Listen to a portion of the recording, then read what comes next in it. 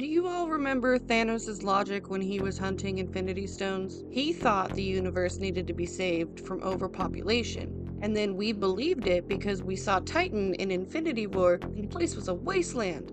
The ground was split apart, the air was thin, and famine had destroyed the civilization. Thanos described Titan's collapse as too many people and not enough resources, but that never really added up for me. What if that was never actually the real cause of Titan's destruction? Overpopulation cannot tilt a planet's axis or strip the atmosphere. Then, the movie Eternals gave me another clue. Welcome back to Myths and Mischief, my friends. Your Lore.Monger is back again with another insane theory to make you scratch your noggin.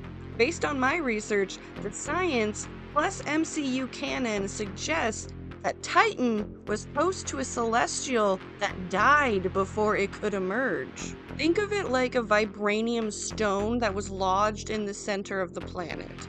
Vibranium doesn't just sit there, it pulses and its energy touches everything around it. A dead celestial embryo would generally do the same thing.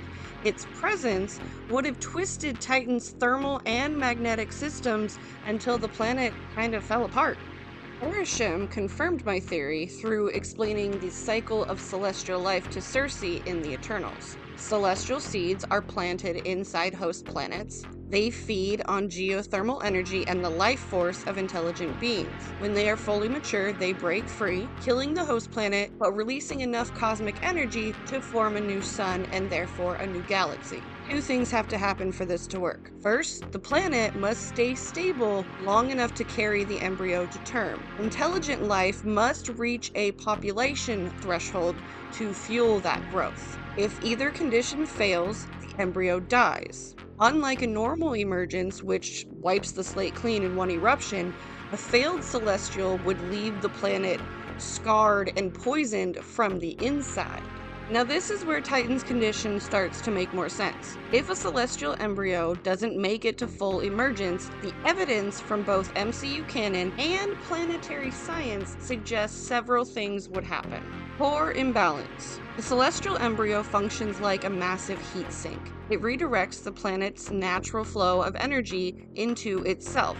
If that process stops halfway through, the energy gets trapped in unstable pockets. On Earth, mantle convection is what drives plate tectonics and keeps continents shifting. When you disrupt that system, you get catastrophic volcanism and global scale rifting. Titan's deep planet-wide fractures look exactly like the scars of a core that stopped processing its energy correctly.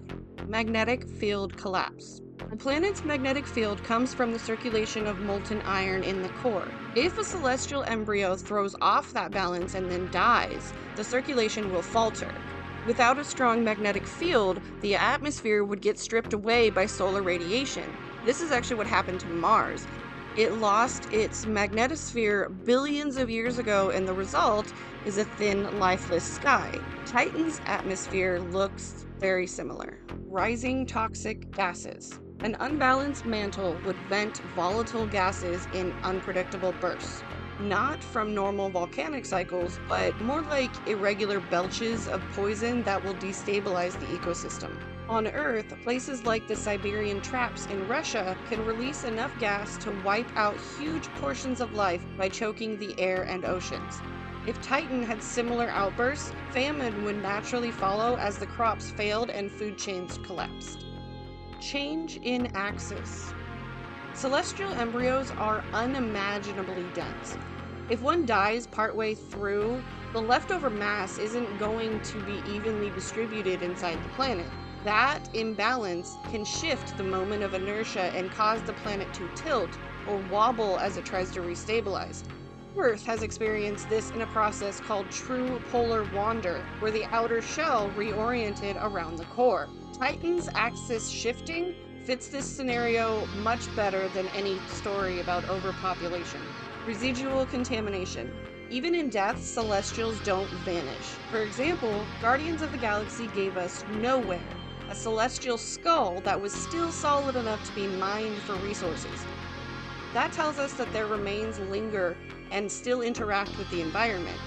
On Titan, residues from the dead embryo would have seeped into the crust, the oceans, and possibly even the biosphere, mutating life and poisoning the planet. Considering this, let's go back to what Thanos told us about Titan. The crops withered, the atmosphere thinned, and the cities fell apart. To the people of Titan, this internal collapse would look like an environmental failure. Thanos blamed the numbers because that's all he could see. But I think the real cause was a dead celestial that stalled Titan's core, poisoned its internal systems, and left behind a world that would never heal. So what do you think, my friends? Do you think that Titan could have been the host to a celestial that died? I want to know your thoughts in the comments. If you would like to support the Mischief, please check out our Patreon or visit the Mischief Market. Remember, you will get 10% off your first order of $10 or more until the end of 2025. As always, please like and subscribe if you enjoy our content, and I will see you next time.